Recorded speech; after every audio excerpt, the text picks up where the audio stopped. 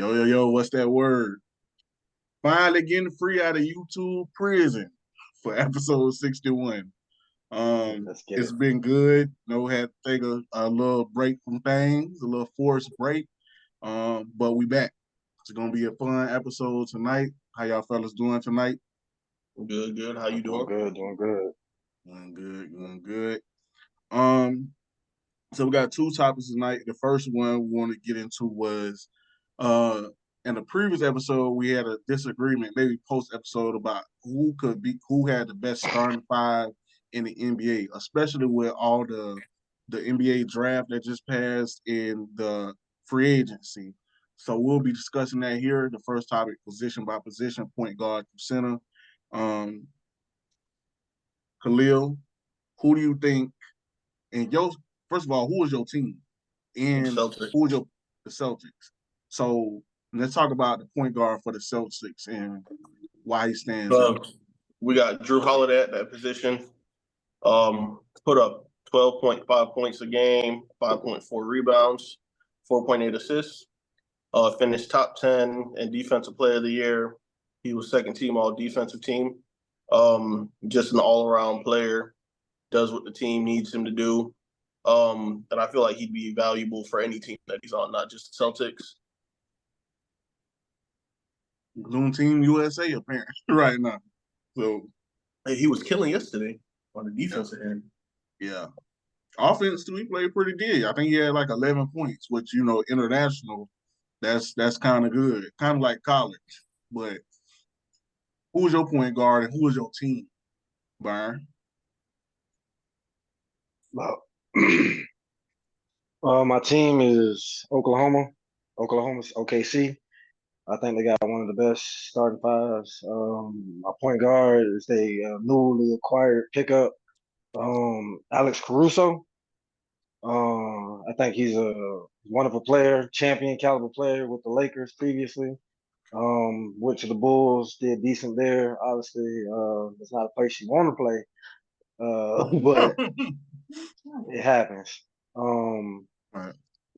I'll say he's gonna be a nice veteran addition to that young team and help push them over to that next level. I don't know if it's getting to that championship level just yet. Maybe a couple more pieces or that rookie that they just acquired. Maybe might help. But definitely, yeah, Alex Caruso. So my team, who I think got the best starting five, was the Dallas Mavericks. Point guard, obviously, I think it's the best point guard in the NBA, Luka Doncic.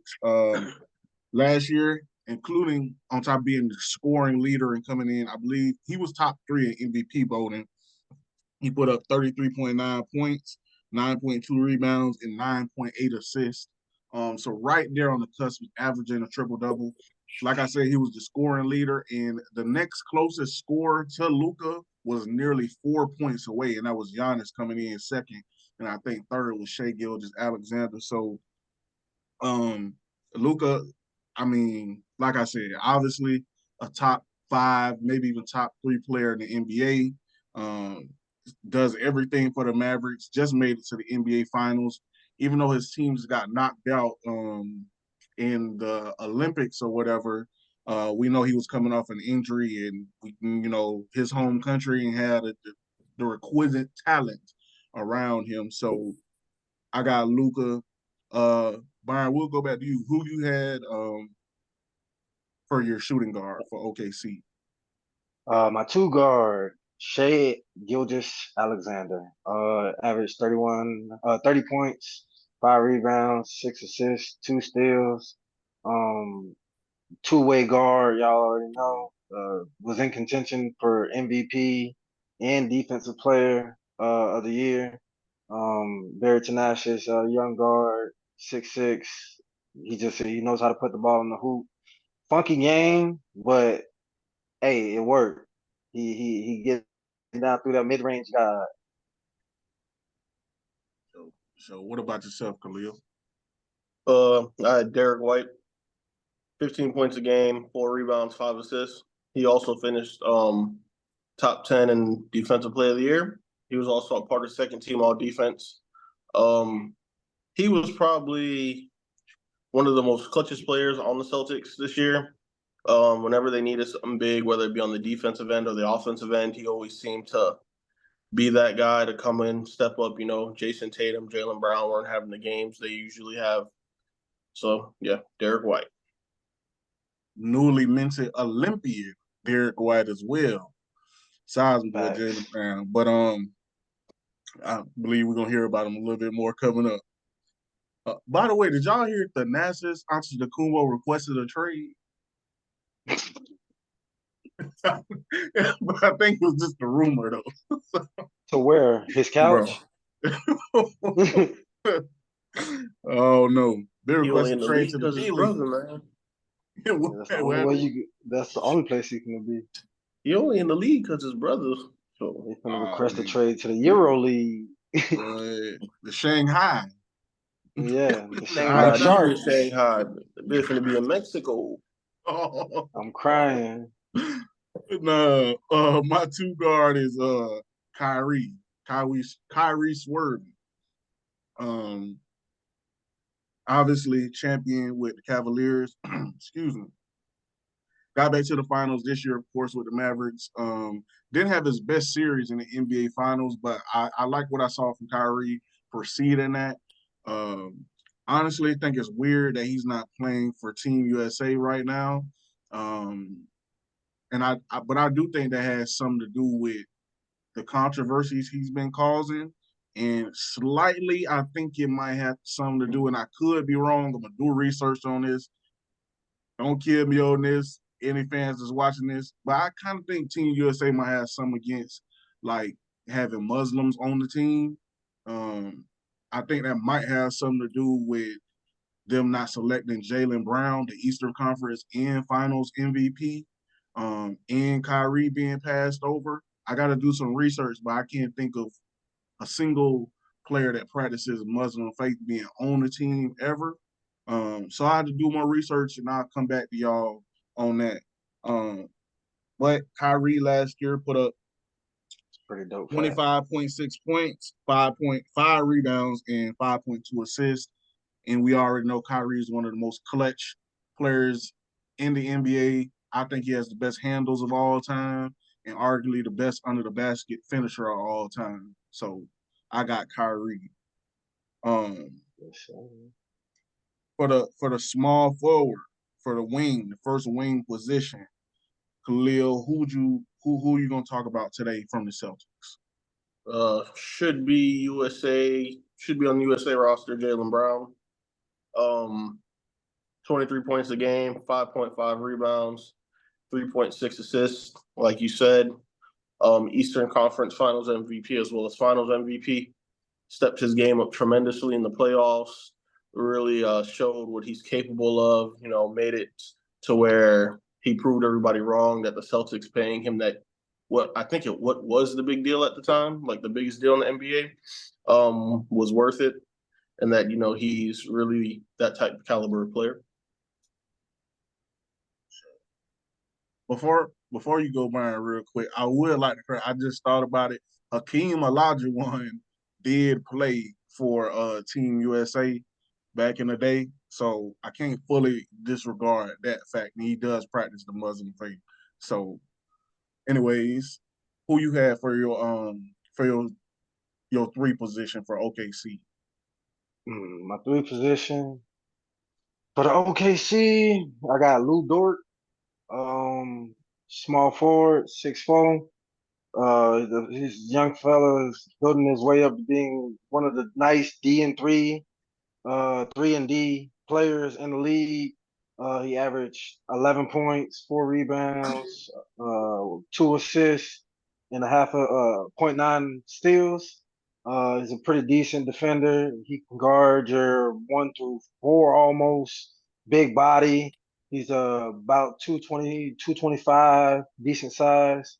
And like I said, he's building his way up with that young team in OKC already to being a nice 3-and-D player. For sure. I want to ask you real quick before I talk about mine. Y'all being former hoopers, y'all still hoopers, but former ball players. As hoopers, what is the weight before it's like you out of shape as a b-ball player? Like, what is the weight before it's like you're out of you can't you a I know little you winded? seen Escalade. I think it Well, yeah, depends on the position, honestly. So ain't no weight size, bro. I done seen big boys with the scrap. They come down the yeah. court, you know what I'm saying? Pull that thing. Ain't But I really think, like, the unless reason you're talking about like competitive that's what I ball. mean. That's what I mean. Oh, I don't. Well, it's a couple big dudes in the league. We had Zebo. Yeah. I say Zebo. That's about the biggest, almost the biggest. Then Shaq. Yeah, Shaq was incredibly athletic with it though. It was almost like Shaq was like 5% body fat at 300 pounds. You feel me? And we know Shaq is Hey, like an outlier. I mean, like, say a player is yeah, approaching like you 250 pounds, right? Is that yeah. it's getting to the point where it's like, I need to shed like 15, 20 in order to have that basketball conditioning to where I can be at the top of my game? Or is gonna affect me? I'll let you say more on the C. You play a little bit higher than I did. Who, Khalil? Yeah. I think he dipped out somewhere. But Oh, okay, yeah. Well, I'll say yes and no because, like you said, if they have that athletic ability, which a lot of big boys did, we've seen and witnessed. I mean, remember Austin? That man, we was snatching for a big mm, dude, for a big guy. He was pretty fast. We've mm, seen Kendall. Kendall was pretty yeah, fast. yeah, These big boys that had, I'm talking about at least 250 plus, and 300. freakish, yeah, with freakish Yeah, athletic ability. yeah, So I yeah, mean, I've seen Kendall dunk once or twice. So I think, yeah, he. So hey, it depends on if they have that athletic ability. Unless if you just a big boy and you strong, obviously yeah. you on that football field. But Exactly. hey, if you a big boy, you can slim down a little bit, just a tad, Mm. and you still keep your athletic ability. Do your thing. No, that's why That's I why they asked let you. Shaq Yeah, eat because I know and do his football. thing. Yeah, yeah, yeah. I know football and basketball weight is different. You feel me? Definitely, Like, you definitely. can't 250. That's like a decent size on the football field. That's like decent, nearly ideal size for I would say, the guys that are going to be forcing a lot of stuff on the football field. Nah, most But definitely. I'll give basketball, you go the ahead. best example. After we came off our sophomore season when we were Mm, still at Lehigh, mm, um, literally that was like one of the most built probably years I was my mm-hmm. sophomore year. Because we did all summer workouts, all that stuff, Yeah, and going into the basketball season right after football season, I'm talking about with the lightest of touches, I'm beaming that basketball off the backboard. yeah, Like all yeah, football strength. Like I'm still doing my defensive thing, getting the steals, yeah, running down the court and trying to slow down. I had to literally stop and make sure I got that in until yeah, I like slimmed down a little bit and then got yeah, in the basketball shape. yeah, And then I was like, all right, I'm good with the ball again and got used to actually shooting it. yeah, But before I'm shooting that thing, no jumper. yeah. That man was throwing lobs off the glass. Yeah. Yeah, you go see back. I wanted him to like explain that. But yeah, it was wild. It was crazy. But I mean, we already off track a little bit, but I do think it's an interesting conversation for the fans and for the audience. What I asked was, there's not many 250-pound basketball players from the NBA perspective in general. So what's like a weight as a basketball player before it's like it's affecting your conditioning on the court? I think it depends on the position you play. Okay. I know that. I Because would even say then, probably there's not many 250-pound centers in the league, you know? um Shoot, and be close. I want to say I would say the biggest you could probably be is like joking. And that's he's to me is still like that's like an anomaly type of thing. The type of Right, things he exactly. does, the type Yeah, of things he does, and like the weight and the height that he is. yeah. Like even with DJ Burns, I think he even slimmed down before getting a spot on one of the summer league rosters. Yeah. And like you said, Joel Embiid, like his conditioning for how big he is too, sometimes it seems off. Yeah. So I think He, it's really a matter of just Boy, your off-season not preparation. conditioned. Off-season prep, because like LeBron spends all that money in the off-season to keep his body right. Because what is he like 245, 250 almost, something like that, or he was in that range. yeah. And you see the way he was moving, how he still moves. 1.2 million. He spent like I think 1.2 million. everybody carries weight different. So Yeah, that's true. Bron kind of got them wide shoulders too, where he carried. I mean, personally, just as a fan, I would like to see LeBron probably lose like 20 pounds, just because like stamina seems like it's been an issue. I know that's obviously because of age as well, but I think that like him holding all that muscle, which he does use for contact, getting to the basket, trying to hold up on the defensive end when he guarding fours, sometimes fives when the Lakers play small ball. I just ask because again, when you look at the official weights for these guys, a lot of them be like 6'11", 232. And that's like insane to me just to think about like somebody being that tall and in a way like that slender. But I get it, they ball players. You don't really see like super heavy set dudes besides he ain't super heavy set, but he in the 300s like Joel Embiid and Jokic and sometimes Luca. Nah, I'm just playing Luca. stop crying. but Man.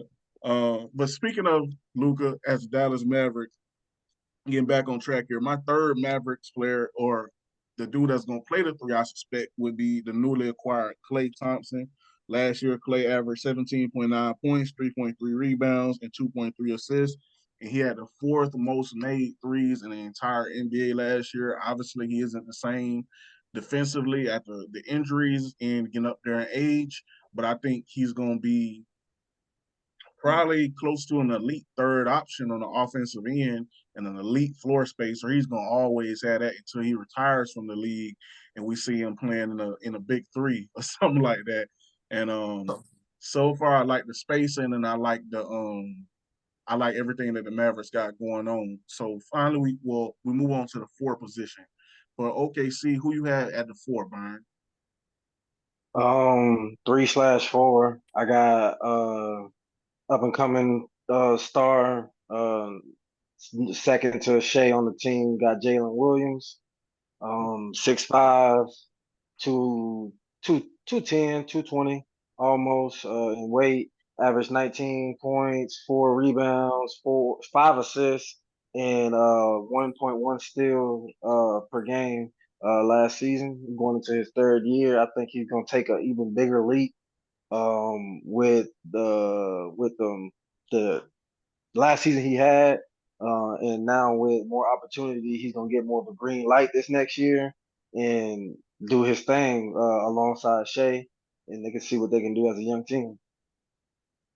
Who you had at your four position? Jason Tatum averaged 26.9 points a game, 8 rebounds, 5 assists a game. Another top 10 finish in MVP this year, all NBA first team. I think he was like the sixth player in history to lead his team in points, rebounds, and assists in the playoffs. And just how easy he makes scoring look. I know he has consistency problems at some points, but doesn't take away with how elite of a scorer he is. Thing about Jason Tatum is he does remind me of Kobe in the sense of I don't think he makes the game look easy. Like he makes the game in the same vein as Kobe. They make incredible plays, but they look difficult. Like the type of shots he be taking, besides the wide open threes, I just be like, bruh, like you could just tell the amount of skill he has, but trying to go outside and duplicate that, it shows you the gap between the average person and the skill level of him.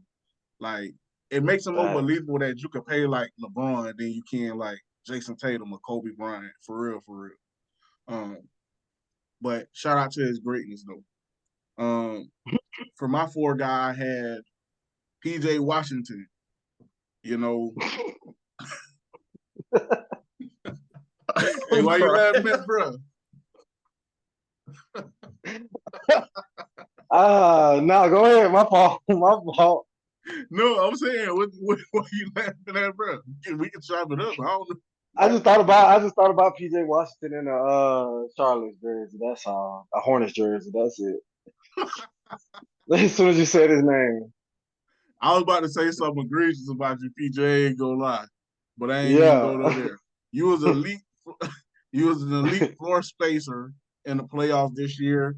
You know, you put up um my bad, 12.9 points, 5.6 rebounds, 2 assists, and almost a block per game. Um, I just think your game got a chance to elevate alongside Kyrie and Luka this year. And Clay is gonna open up even more space for you this year. And I think you're gonna approach more of what your ceiling is as a player in Dallas, especially because you got there at the deadline, and grow into even more of an offensive threat next year, because I still think he can get to the basket a little bit more. I think he has more athleticism to show, but his shooting definitely improved, and I expect for him to come back next year and at least shoot around 38%, maybe on making about 3 threes a game. So I'm excited to see that next year. And finally, the biggest men usually on the court, the centers.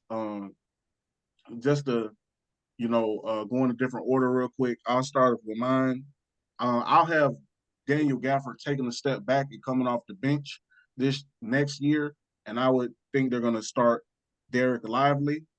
He showed his Yes, sir. importance in the playoffs. When he was injured, I believe they lost. So he put up 8.8 points, 7 rebounds, about an assist, but most importantly, a block and a half per game coming off the bench, only playing about 23 minutes around there. 7-footer.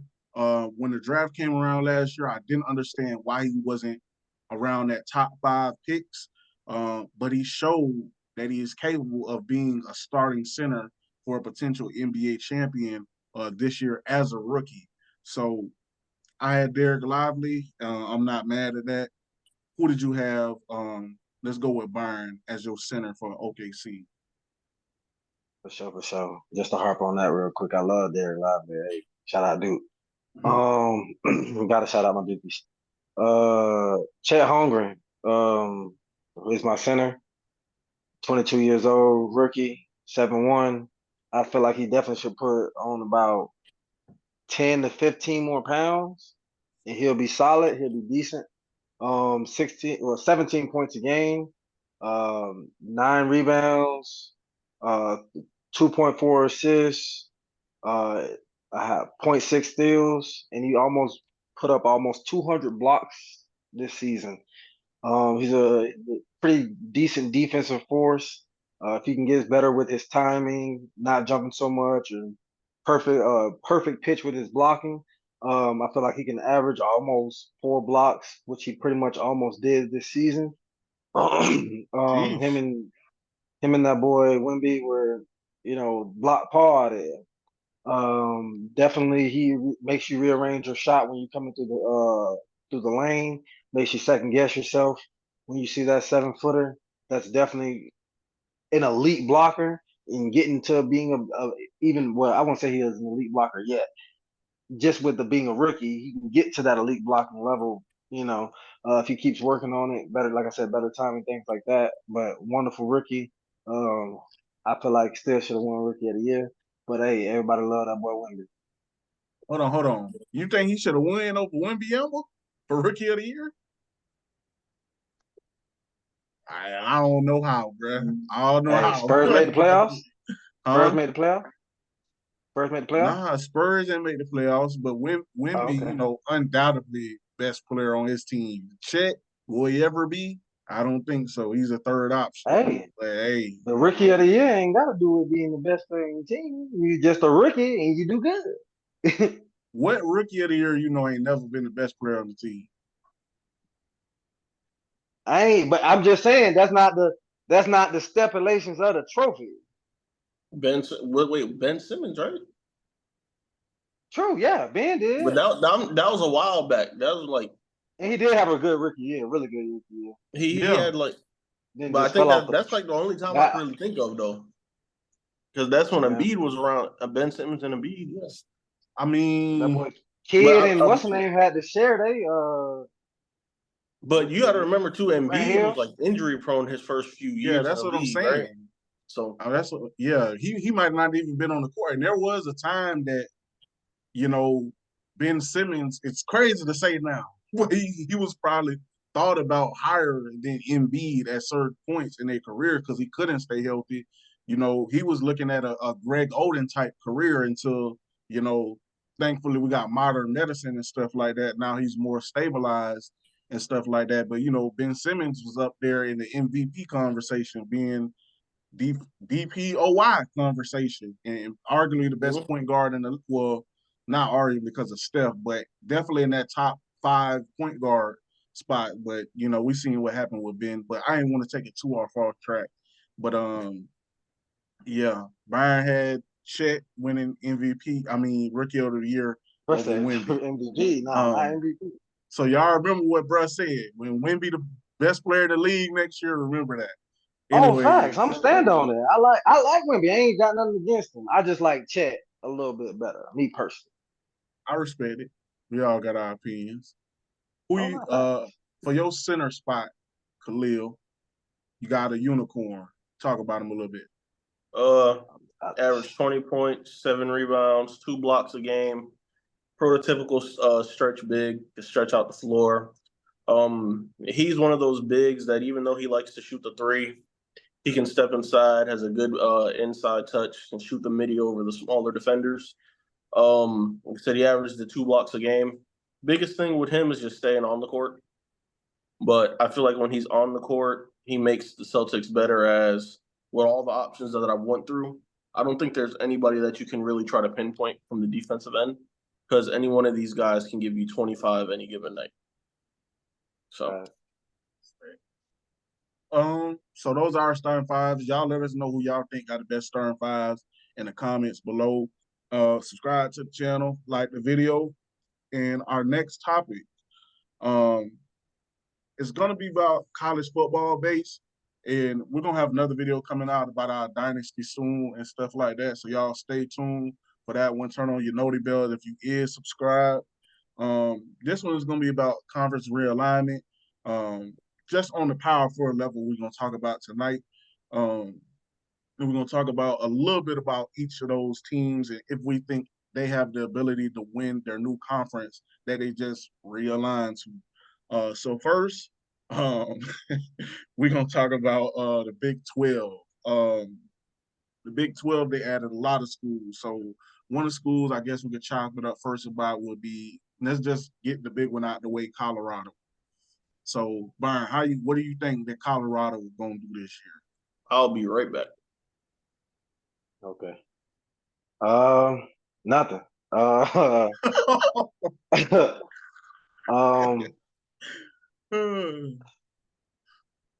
can I put this? I like Colorado. They got some dogs. They got some decent players. And there's, like I said, that transfer portal. Like we put in previous videos, y'all go watch them. That transfer portal is deadly, and a lot of these guys are coming out to Colorado. It's making the atmosphere a little different in the college football game. Having Dion out here, it's wild. But I don't really think they're gonna do much. I think they'll improve on last year, which they won 3 games, 4 games last year, 4 games last year. I think they can go. I think they're gonna. I don't want to be overzealous. I say about 6, 7 games. I mean, shoot, if NCAA 25, they being overzealous a little bit, so you can be overzealous. I ain't gonna be overzealous. They being overzealous because they trying to get paid. Yeah, for real. Yeah. But and obviously Colorado was the story last year, so they had to put them on, Yeah. So. I just think Colorado, I agree with you. I do think they're going to reach bowl eligibility. I do think they let a great OC go. He's not a head coach at San Diego State. I don't want to mess up his name. I believe it was Sean Lewis. Colorado fans, y'all get in the comments, let me know. I do believe it was Sean Lewis, though. New DC, basically new OC, basically a lot of new assistants. Transfer portal. Shador, I think, is the second or third rated player in the game, which is something. Crazy. So I'm gonna say it, bro. They Travis Hunter, I think he's another top 10 player. No, top 5 player, I believe, in the game. I believe that's right, but the other one, nah. With Dion said that Travis Prime said that Travis should have been hired because he's the top wide receiver and the top DB in college football, which is, great propaganda and marketing, but we know it's ridiculous. I don't think it's ridiculous to say Trav is not the best wide receiver in college, even though I have a few guys ahead of him, particularly Luther Burden from Missouri. And as far as DB, I just think that was, he just putting up for his guy. Because obviously at DB, there's a couple guys ahead of him, a lot of guys, to be honest. Khalil ain't back yet, so my nephew better than hey. Shout out DBU. But so the next team we'll talk about is, and it's okay if we don't have all the information on the teams. These are not our teams, but a team like, be back real quick. How you feel like Colorado gonna do if you had like if you could put a amount of games they gonna win and talk a little bit about them? What you think they're gonna do in the new Big 12 landscape? Amount of games they're gonna win, not enough. Listen, man, if we going based off of last year, how many times did Shador get sacked? They do have an explosive offense. Their O-line and their D-line seem to be their weakest points. Run game looked like to be non-existent, and that was in the Pac-12, which I feel like going into the Big 12 is kind of a step up. I really feel like out of the new teams that joined, there's really only one team that can really come in and compete right away. We'll get there. Yeah, but Colorado's not that team.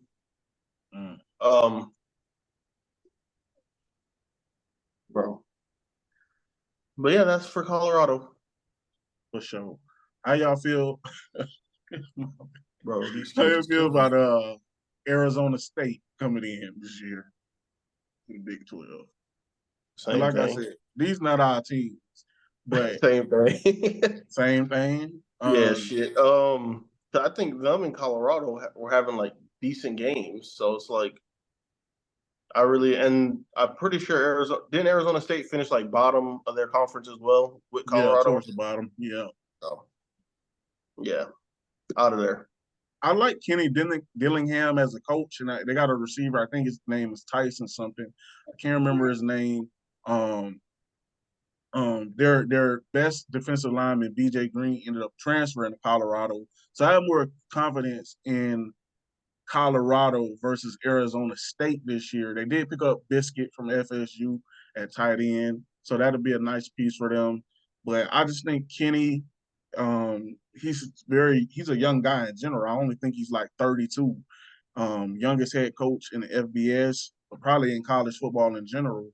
And he still has a lot of growing to do as a coach, and that program still has a lot of growing to do, especially in this NIL area and stuff like that. And they're battling another team who we're going to talk about. Before we move on to them, did you want to say anything about Arizona State, Byron? Oh, no, just second what C said, man. I'm not too high on AZ State. Yeah. I like the uniforms though. Splat. Yeah.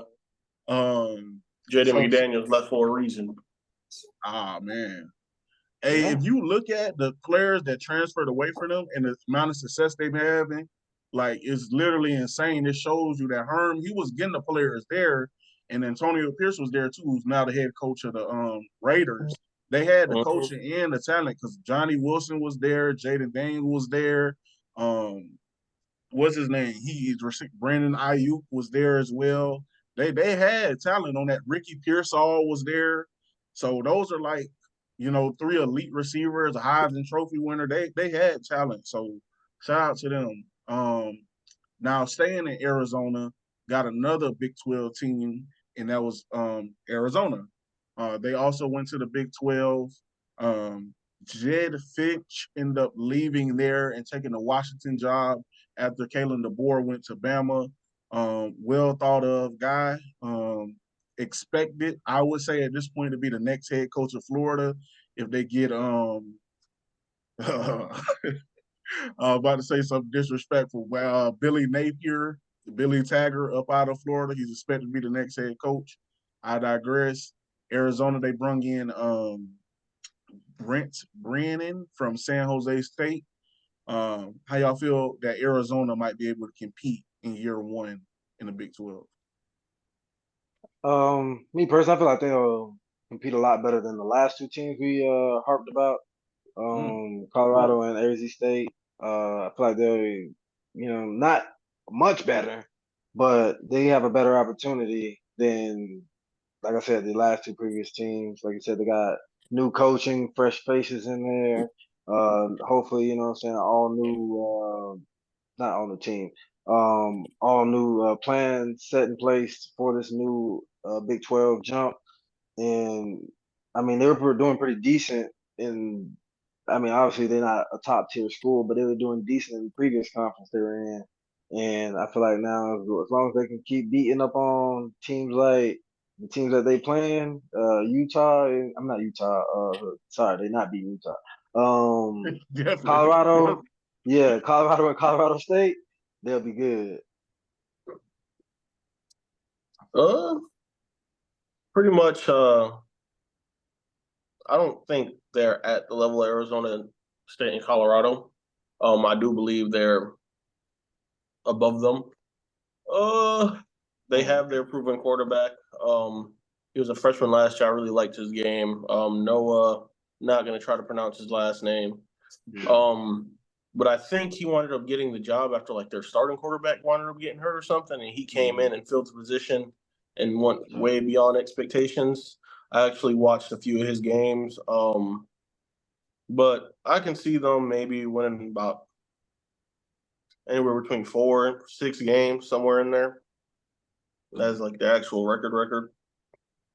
Out of the 4 teams that went to the Big 12, I do think Arizona is one of the teams that can compete for the conference crown. Because again, I like their quarterback Noah. I'm gonna try. I think it's 5th to Takario Pride at cornerback. It was big to keep him from going to another team out the portal. And they have a receiver. Forgive me, Colorado fans. He is probably up there in the top 5 receivers in the nation. He's a really good player. I just can't think of his name off the top of my head right now.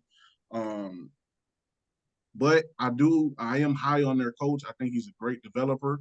And I think he's going to have Colorado ready to compete. It was big losing Morgan. I forgot what his name. Morgan something. He was a left tackle for Arizona last year to the NFL draft, first round to the Packers. Arizona fans, get in the comments. Let me know who I'm trying to think of right now. I think he's going to play guard in the pros. But moving on, the last team was the Utah Utes. The Utah Utes that defeated the Florida Gators in game 1 in Utah last year. I think they played Florida Florida plays Miami first game this year. So they got away from losing to Utah again. But what do y'all think Utah is going to do in the new Big 12 landscape? I think they will fare pretty well. I feel like they have that chance to compete for the conference championship. I believe they were ranked for a good amount of the year last year. Had good games against the other top teams in the Pac-12. Trying to remember if their quarterback's returning. I think he is, right? Yeah, by the 7th year. Yeah, with their quarterback returning, I feel like they have a good chance at winning that conference. I want to say too, Tutorial McMillan. I know it was McMillan. I didn't. There's a reason I couldn't remember the first name. That's a mouthful right there. But how you feel about the Utes? Pause. How you feel about the Utes? Definitely, man. I think they have a great chance out of these 4 teams that just been added to the Big 12, fighting for that conference title. I feel like, yeah, like I said, with that quarterback returning, him familiar with his surroundings, him getting some good weapons out there to throw to. As long as they can keep up on the defensive end and the coaches calling great schemes, I feel like they can have that fight and keep up. Like Khalil said, they were in the one of the top ranked teams last season. I think these last at least 2 to 3 years they've been playing really great competition and building themselves up to fight. And some of the fires uniforms in FBS. So hey, I think Cam Rising is going to be out of me personally. Just sticking to what I believe in. I think he's the best quarterback in the Big 12 coming in this year from the Pac-12, but still remaining in the Big 12. Obviously, some people are going to put Shador ahead of him. And then there's a couple other quarterbacks here and there that maybe comparable. Noah's another one. KJ Jefferson at UCF. I think Utah comes in ready-made from an offensive and defensive line perspective to compete. That's why I think the other teams are going to struggle because now you're playing teams from different regions of the country that generally recruit offensive and defensive linemen to a higher standard. Teams like Texas Tech, Baylor, UCF. Now they had to get their offensive defensive line up, but I like what they did in the portal. Oklahoma State, who may be the conference favorite. Kansas State, we know they always got some huge guys up there. So Kansas. So yeah, Kansas good at football, even though the quarter got injured again, man. I actually have Utah. I think if Cam can stay healthy along with their all conference margin, maybe all American tight end coming back this year for the Utah Utes. I think if those two guys stay healthy and they stay relatively healthy as a squad, they might take the conference crown this year up there with Kansas State, Kansas, and Oklahoma State. And hopefully for me, there's this weird liking of Texas Tech as well, that they're around that top. And don't discount UCF as well. But moving on to the our next conference, because we'll save what they say is the best for last. We'll move to the ACC. As an FSU fan, boo. But the first team, and I'm pretty sure, well, we'll see how it goes. Cal. How y'all feel about Cal joining the ACC? Nah, just not gonna happen. You got what do you think? How many games do you think they'll win this year? How many games they won last year? It was low. I can't see it's gonna be low again. They're gonna win 3. 3 games. Yeah, maybe. Yeah, I think they traveled the most out of any team. Like yeah, this they can go through it. You know what I think Cal's gonna be this year? They're gonna be the team to travel to the higher ranked ACC teams to get the heck beat out of them to catch a payday for their school.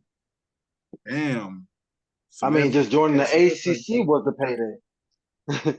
Yeah, like they wasn't competing in the Pac-12 at all. They come over to the ACC.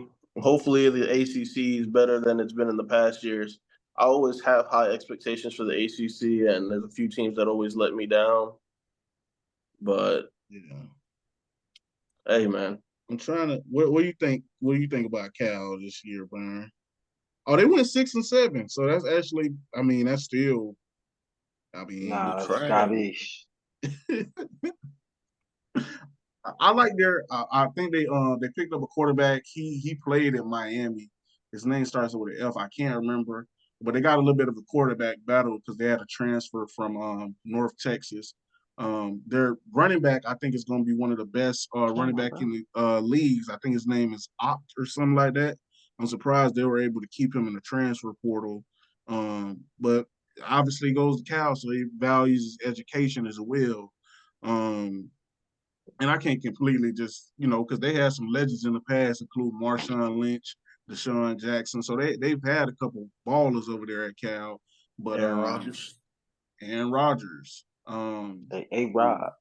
So I mean, as far as them competing in the ACC, I still think it's weird to hear teams on the Pacific Coast compete in the Atlantic Coast Conference.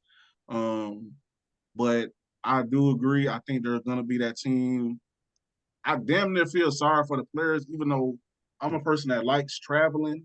But the amount of traveling that they finna do, I think they play Mike. And don't give me Cal fans, let me know if I'm wrong. But I think they play at SMU, maybe at Clemson, and at Florida State. So that's a lot of cross country travel. But it is what it is. They wanted to become part of the ACC. They ain't want to get left behind like Washington State and Oregon State. And I kind of respect that on a certain level. I think the ACC is turning after FSU and Clemson and maybe some other teams leave.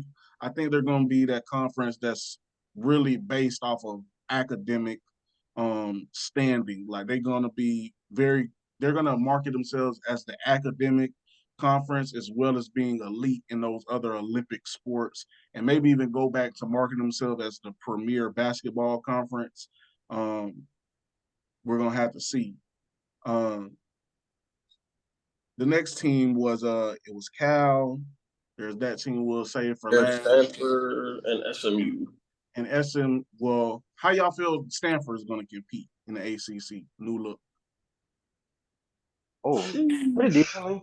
I'll say fairly decent. I ain't gonna say they garbage, but they are. I They. will. 3-9, lost to Cal. We were just talking down on Cal, man. But I don't feel like that last year's loss to them was any really crazy. But I feel like they'll have a. I ain't gonna say they're gonna have a fighting chance for the title or anything like that. But I'll say they'll have a lot better chance than Cal. I think them boys gonna be garbage. I ain't gonna lie. They Hey, went 3-9. I do like Alec Anamore. I hope I'm not botching his name. He had again 300 yards on Travis Hunter. The best DB in the country by some people's standards. Hey, that boy went off. Yeah. I went to sleep thinking the game was over. Woke up to my parlay crushed. What? But hey, I think Stanford, they got the O-line to compete. Every other position on the roster is suspect. I think they have talent, but it's young. Remember, they got a new coaching staff. I can't remember his name, but he was the head coach at Sacramento State. Good coach. I think he's a good talent evaluator. I just think it's going to take a couple of years and building up that California talent base before they compete in the ACC, especially when they feel that speed. That's what's going to be a shock for a lot of those teams coming from the West Coast. The last team we'll talk about from the ACC is SMU, the Mustangs. They for that them dynasty. boys used to be that thing. Yeah, till they got hit with it. Yeah. The death sentence. Yeah.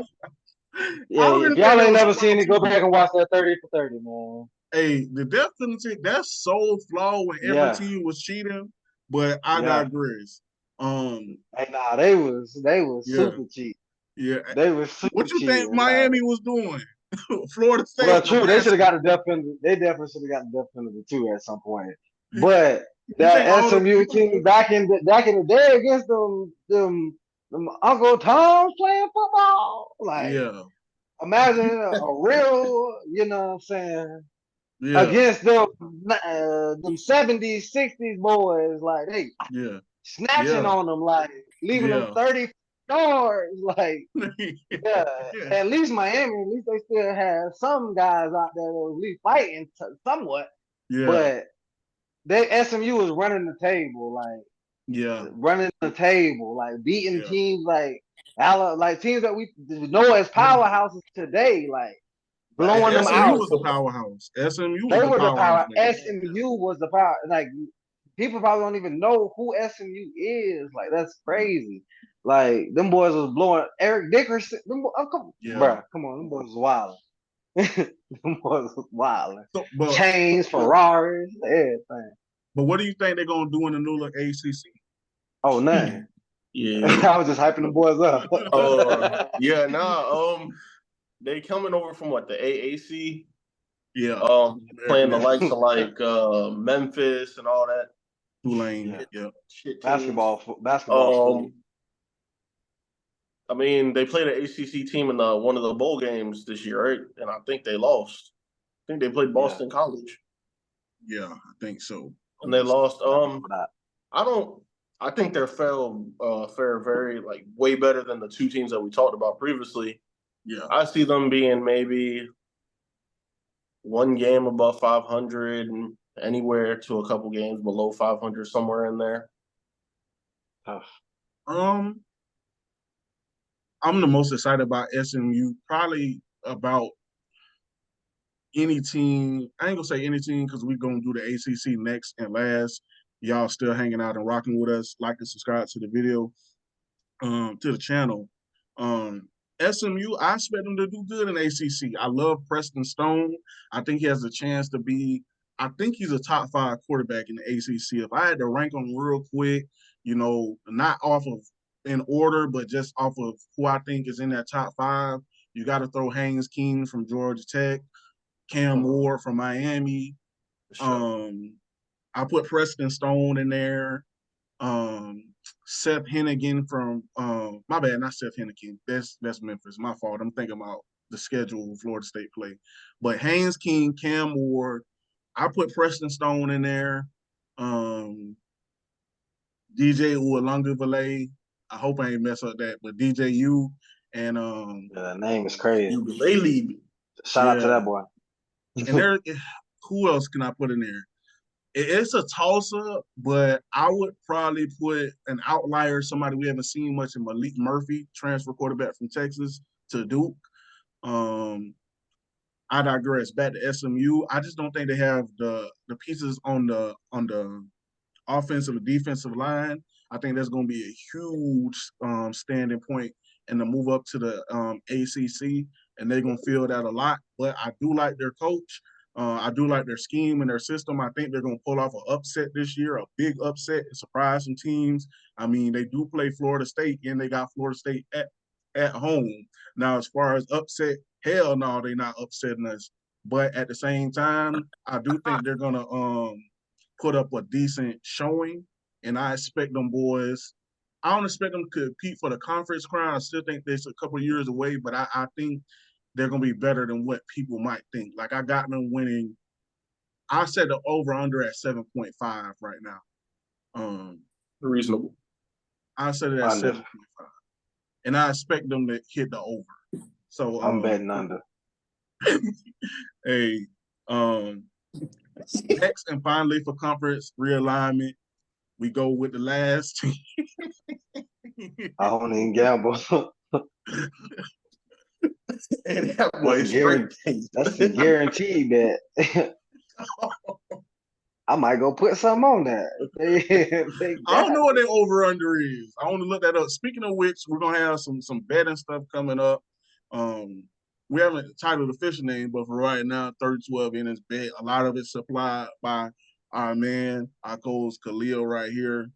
Very knowledgeable guy he is. Getting to a bag when it comes to that. Parlay Prince. So yeah, Parlay Prince. So we is gonna have some of that coming up. We're gonna have some content about that. So tune in for that. Speaking of which, like I was saying, the last conference we got coming up is the SEC, adding Texas and OU. So the first team we'll talk about Byron, how you feel about OU and what they might do in a new look SEC? Two highly respected teams. Now we talking something now. We talking football now. I think OU, like they've always had wonderful offensive lines, defensive line. I think they're a very highly defensive skilled school. Run the ball, always grab great running backs. I think they're gonna be one of the definitely a team that's competing. I don't know, maybe I'll say they're about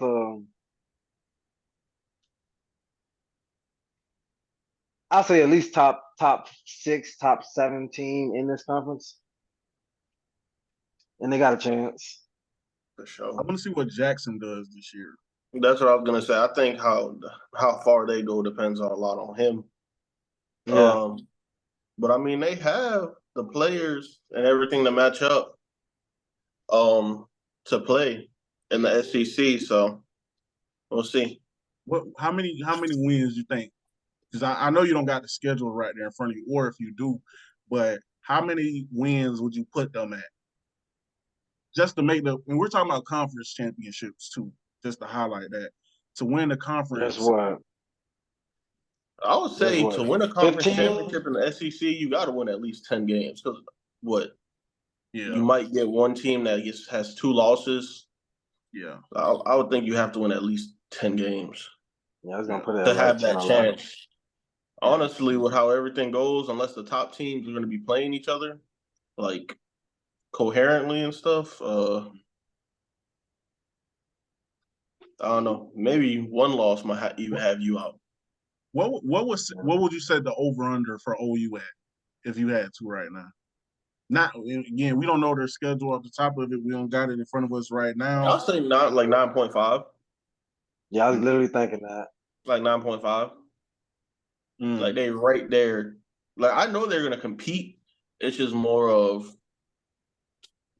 Can you bet even? Alabama and all that Can stuff. you bet straight? What you mean? Like at 9.5, not over or under. Like a straight. Well, you Like can't I think they're gonna hit. Oh, I know you can't win 9.5, but right. So okay, so let me ask you this, Byron. Since like you asking me straight, what amount of games do you think they'll win? Again, without knowing the schedule. oh yeah, around the same. About 9 games, about 9, 10 games. I think they're gonna be, like I said, I think they're gonna be able to compete. I as them being newly to this conference, I don't know how they're gonna be adjusting. Obviously, we know the SEC as the primal NFL conference. Like you in this conference, you going to the NFL. But I think if they can compete against this team, like you said, y'all, what's the quarterback Jackson? Jackson Arnold. If he can hold up and play to his highest capabilities, I feel like they can definitely win about 9 to 10 games for sure. Honestly, I'm not gonna go over their full schedule right now because we probably do some schedule predictions and stuff like that. I think those will be videos that the fans will like, but just taking a quick skim of it, I do like the 9.5 over under number here. Not that they have an easy schedule, obviously. Over or under? Looking at it right now, just quickly without analyzing any of the matchups, I would say under. I think they'll win around 9. I wouldn't be surprised if it's more 8. Looking at some teams on their schedule, I mean, they play Bama, Texas, Ole Miss. That's what I was gonna say, man. LSU. They play some, and there's some more in there as well. Like I said, it's the NFL conference. I think the given point, like you said, is like 9. 9.5. I think it's I think 9 is right there. For them to get 10, you know they're gonna have to knock off either Bama or Ole Miss. One of the they have. I think they can do it though. I think they can knock off one of those high games pretty much. Because right now I got those teams all being better than them. I think they can knock off one of those teams. Like I expect do too, for sure. Pretty good. It's not like they're not there to where they can't compete. You know, so yeah, it's tough. I think they can compete. I like the number that Byron said around like I do think they're in the top six of the conference, which gives you a chance to compete when you got that many teams in the conference. Moving on to the last team we're gonna talk about today, the Longhorns, Texas, UT. How y'all feel they're gonna do? Football, nah, baby. Let's go. Everything bigger in Texas, man. Yeah. Honestly, I think they come into the SEC instantly top 2, top 3 team instantly. Only team I'm really putting above them off the top of my head or putting them right there with is Alabama. And Alabama, yeah. Oh, Georgia, my fault. Georgia, not Alabama. Georgia. I feel like them and Alabama kind of neck and neck right there. But if I'm being honest, those are like the top 3 teams I feel like have the biggest chance with Georgia being number 1 to win the national championship this year. But I definitely like Texas' chances. I see them winning 10, 11 games. 10, 11 games. Yep. You got Quinn Ewers returning. Heisman hopeful. I expect him to come have a great season, build off of what he did last year. Lead Texas back into them playoffs and hopefully make a run. Nah, same. Like I said, we're talking football now, baby. Texas is a prominent football school. Like they said, if you bring that, your starting QB back, obviously you come back to prove something or try to prove something or just to build your stock. And only way to do that is to try to get to that national bowl, man. I definitely think they're going to be one of those playoffs teams, no doubt. And that they definitely compete and beat one of these teams, these highly ranked teams that already were in the SEC, and compete for that title, man. And I think Texas can definitely compete for the SEC crown. Just looking at their schedule real quick, I don't see a guaranteed loss on there. The closest one to it, they play Georgia, but it's at they get Georgia at home. Texas. Yeah. Ooh, that's tough. That's gonna be a good game. That's gonna be an awesome game. Me personally, I love conference realignment because you got these huge schools playing these other big schools. You ain't seeing them playing. They still gonna play some sorry teams. Like Texas started off against Colorado State. With all due respect, I mean, it is what it is. I like it and hate it. I like it and hate it because you got rid of a lot of old rivalries, man. Yeah, a lot of old rivalries that really be holding on to stuff, bro. Like for sure. So like Texas, like Georgia, my personally that USC and Notre Dame rivalry is like, come on, bro. Like anytime I see, is it gonna be over? Because Notre Dame independent. I think they still. It's not really gonna be the same like in that conference. You know how like that I hope it's not. Like it just be different. But I mean neither, bro. That's chill out. Chill out. Hey, my Trojans, I'm biased against my team. So hey, we winning Big Ten. I don't care what we talk about. I just had to, bro. I just had to. Oh, my bad. I know. Y'all just brought up you all good. That was another. We supposed to talk about the Big Ten. I mean, we still here. We still got time.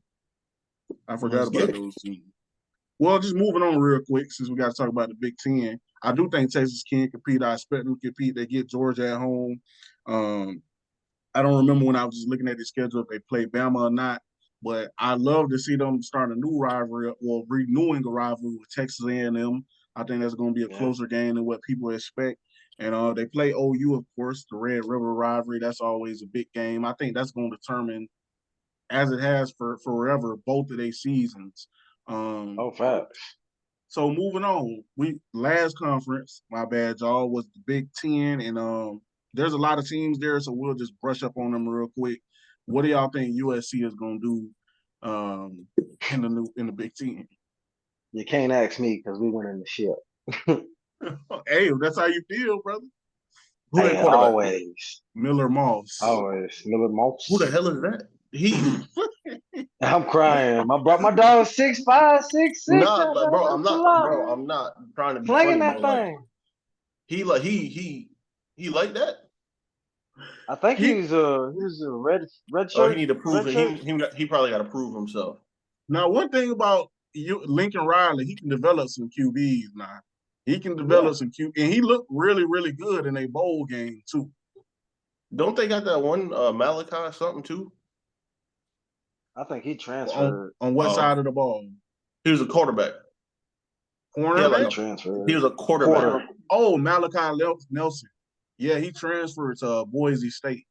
Yeah, I was like, yeah, he up out of there. Bro, That boy every said, I time I want hear to be. Boise I State, want I'm to like, be. oh yeah. Yeah, but they Something do about have an Boise State. elite freshman. I like USC. I forgot his name. He went to Bishop Gorman last. He was a freshman at USC last year, but he came from Bishop Gorman out of high school. I can't remember his name. I expect him to be one of the best sophomore players in college football this year. Shakira, something like that. Branch. That Yeah, Oh dude. yeah, I know what you're talking about. I know what you're talking Yeah, about. he he that. he he That boy fine. him. Yeah, Yeah, he him. I like some of their new hires on the defense side of the ball. As far as competing in the Big Ten, though, man. Gonna be tough.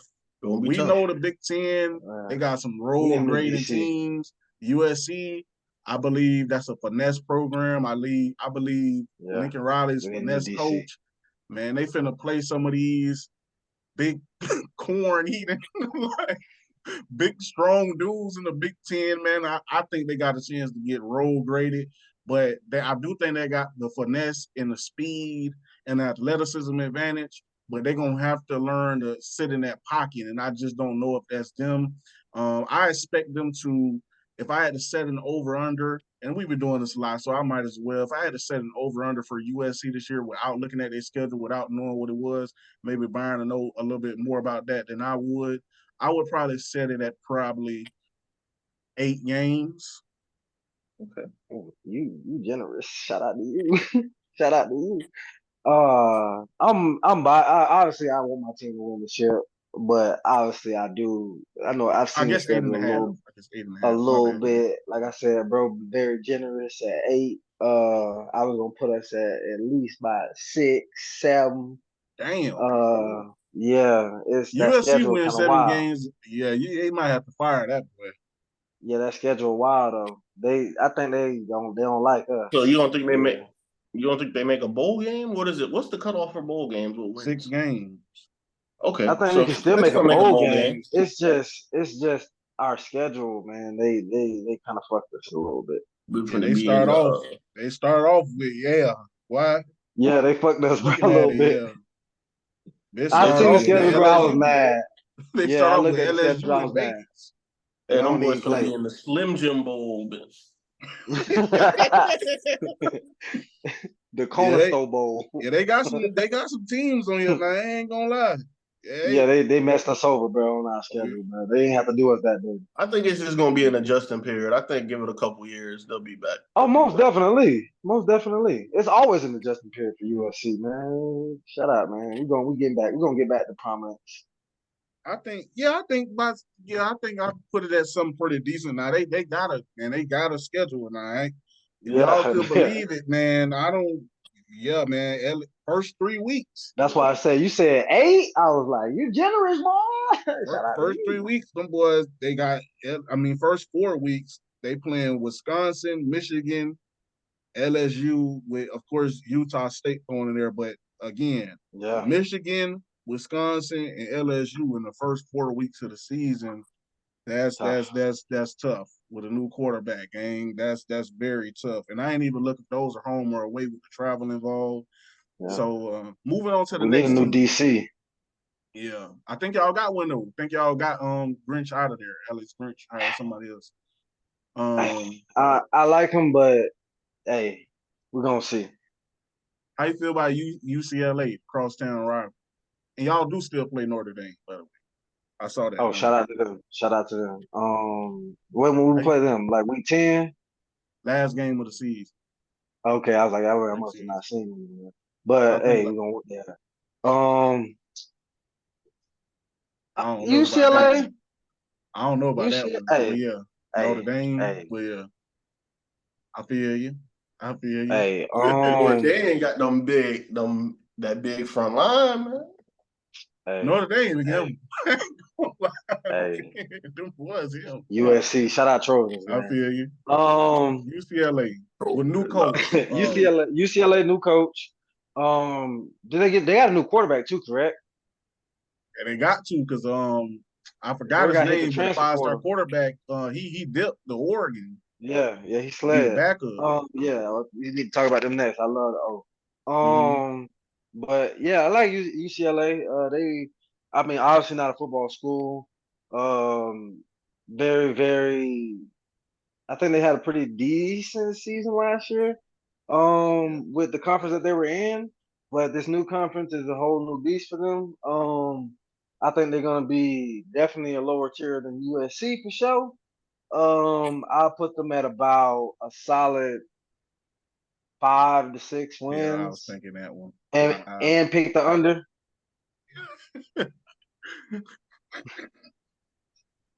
But hey, shout out to Pretty them. They much, splat though. I like pretty their much, they're jersey. gonna So be watching the bowl games from home. Facts. so you got them at 5.5 and you going with the under. Yeah. I respect that. How you feel about UCLA, Khalil? About 4 to 6 wins.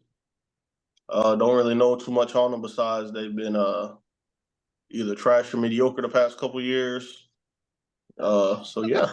Come on now. They ain't Stanford the Cow now. They've had a couple good seasons in there.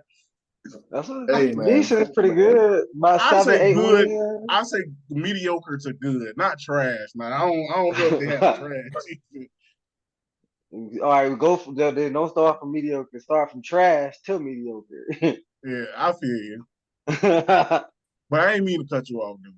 no, that's all I had, bro. I feel you. They they don't have as hard a schedule as USC, in my opinion, but I also don't think they're as talented. And I think it's gonna be a Nah. huge adjustment. Honestly, excuse my language, but I really think they're gonna get their shit pushed in this year by a lot of teams on their schedule. They also play LSU. They just gotta 60. recruit better. And I know it's hard with those academic standards, but UCLA, they got the NIL, they got the recruiting territory to get it done, being in LA. And I think their head coach is prioritizing that way more than Chip Kelly was. It showed, man. Chip Kelly ended up sliding on them boys like in the spring to become the OC at Ohio State, which is a great job, which is an awesome job. Speaking to that, I don't think UCLA is going to be able to compete this year. Honestly, I don't know if anybody is going to be able to Ever. compete. Well, there's a couple teams out there at the Big Ten level that we're going to talk about next.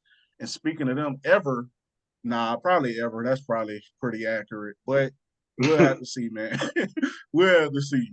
Um, Next up, there's two teams. We'll say, in my opinion, this is just my opinion, who I think is going to compete for last out of realignment. So we're gonna say Washington next. What do y'all think Washington with a new head coach, Jed Finch, is going to do in a Big Ten?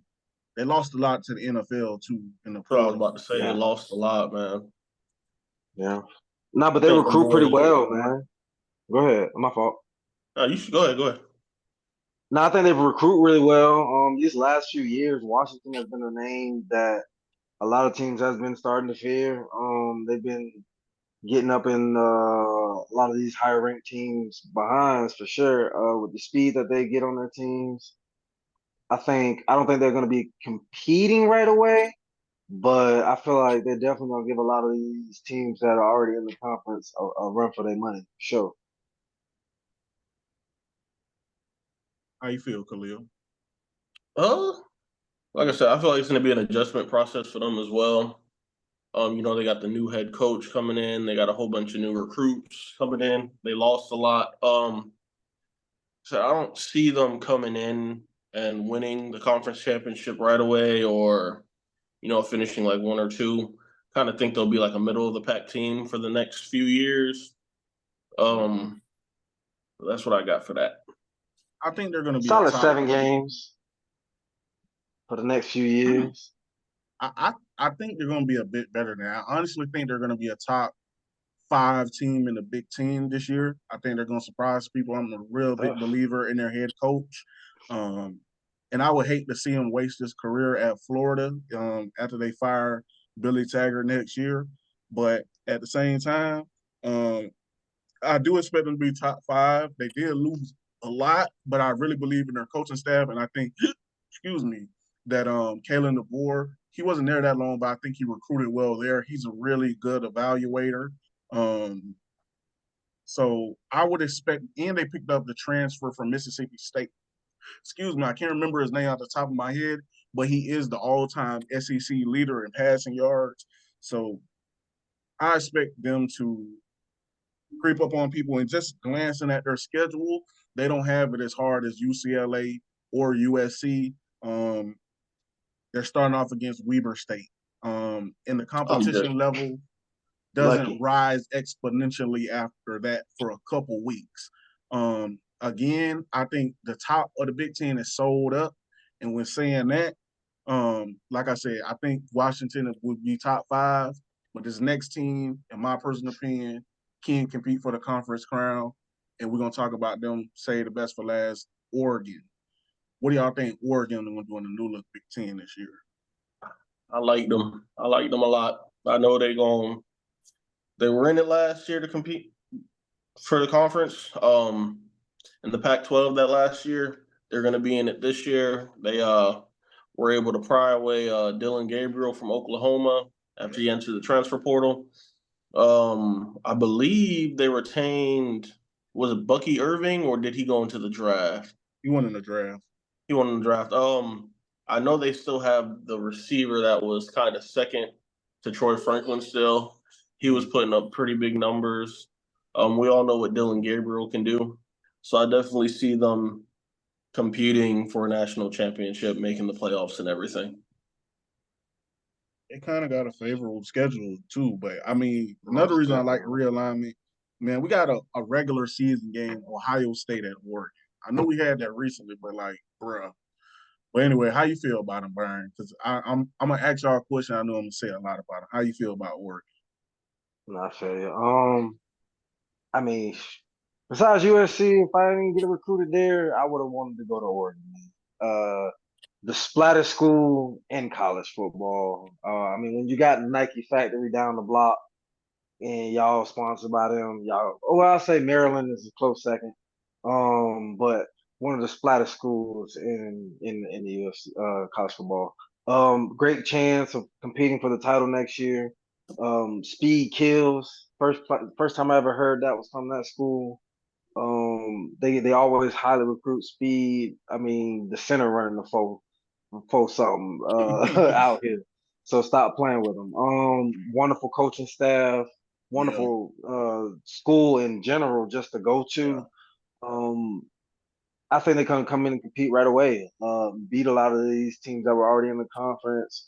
Like Khalil said previously, they were already competing for their conference and winning them a lot of them. But coming into this new Big Ten conference, I think they're definitely going to be one of, like Brodrick said, top 3 team for sure. No problem. Yeah, I think they'll be in the conference championship game. I think that they're gonna, obviously, in my opinion, we're gonna see the big 3 are gonna be Michigan, Ohio State, in my opinion, Oregon. An interesting thing I wanted to, if I had to set it over under, I put it at 10, or my bad, not 10. I put it at 10.5, which lets you know how highly I think of them. Dylan Gabriel, excellent quarterback. They got a strong defensive line, like a powerful offensive line, great skill positions. Obviously, it's Oregon. But an interesting thing, what I've seen is recruiting. They recruiting off the chain in this new era. We obviously know there's a report out there, and I believe it, because you just got to look at reality. If we could take a step back real quick, Phil Knight, the founder of Nike, he's in his 80s, right? He's in his 80s. You know, he's getting up there, and there's rumors out there that he's supplying them with unlimited NIL resources. So I want to ask he's not here right now, and I'll bring up the question again when he comes back, if we get him back. So, Byron, how would you feel if you were being recruited and you had a chance to get, let's put Georgia, because they're sending people to the league. If you had a chance between Oregon and Georgia, from Oregon, you getting 1.5. Let's just put it at $1 million. You getting $1 million. In Georgia, you getting 750,000. Where would you think you would be leaning? I mean, easy. I mean, I'll like not even about the money to be honest. For me personally, I just love Oregon for sure. Like I would probably like me being on the smaller side, but still incredibly fast. I probably would have liked and been able to play a lot better and probably got a lot more PT at Oregon. Just thinking of it in that kind of way, compared to me being 5'9", 5'10", trying to go play at Georgia. Like, nah, I'm probably gonna be the water boy. They got some guy. I mean, Trevor Etienne, he's around there too. But I feel what you're saying though. But he about 200 some pounds plus. They would have got you right. They would have got you Hey, right. I get right at Oregon Facts. and keep my speed going on. You know what I'm saying? Plus, like I Facts. said, Splatter's jersey. I'm Yeah. gonna be on every jersey Awesome. Yeah. out here. So I asked the same question to Khalil, a person who sometimes I think about, dang, that man should have played football. He could have been an elite receiver or something like a tight I end. tried, bro. That boy But said no ASAP. I feel you. How you feel about if you was put in a position you get Phil Knight, he's in his 80s. There's rumors out there he's supplying Oregon with unlimited NIL. They have, I think, right now, I want to say top 3 recruiting class, but I know for a fact they're a minimum top 5 recruiting class. They're getting a lot of 5-stars, including a lot of players they're projected to land and have landed from Florida.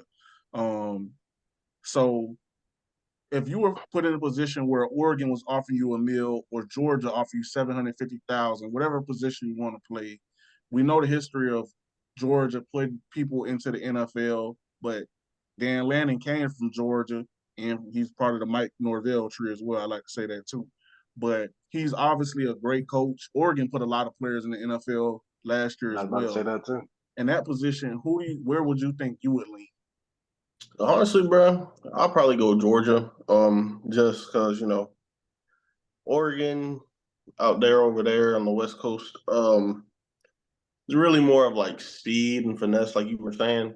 Bro, I ain't that fast. I'm not Byron fast.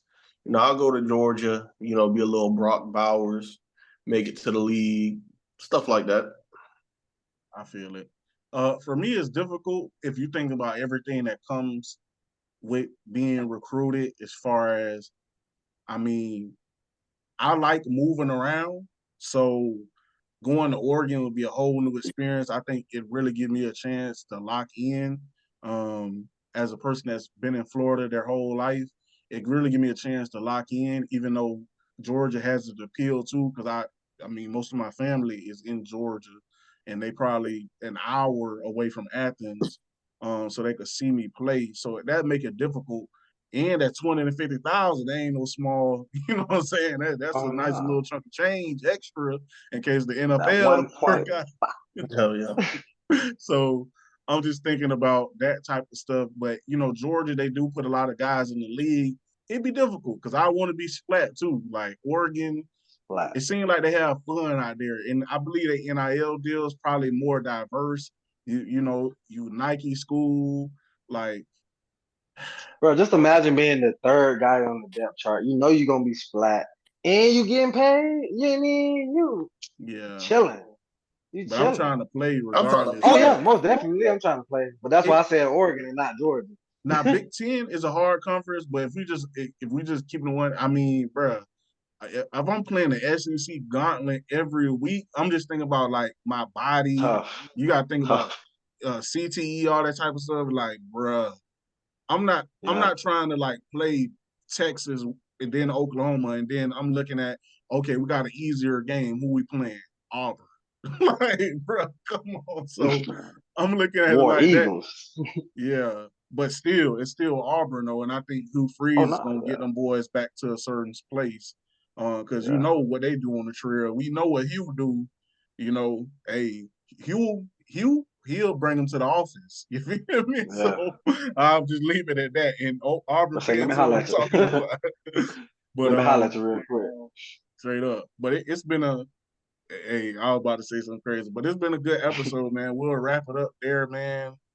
Great conversation, long conversation. Y'all tap in if y'all true college football fans, NBA fans. We have some more content coming out for y'all very soon about Dynasty and why y'all should be a part of our dynasty, the best dynasty that's gonna be going on. Like, subscribe to the NIL channel. deals and all. There you go. Hey, Shoot, I if just y'all paid want for to throw us somebody an NIL NIL, deal. what'd you Straight say? off YouTube. I just paid for somebody NIL deal. I'm mad. But hey, Shay, lock in with us, man. Lock in 30-12 minutes. I'll go turn this one off and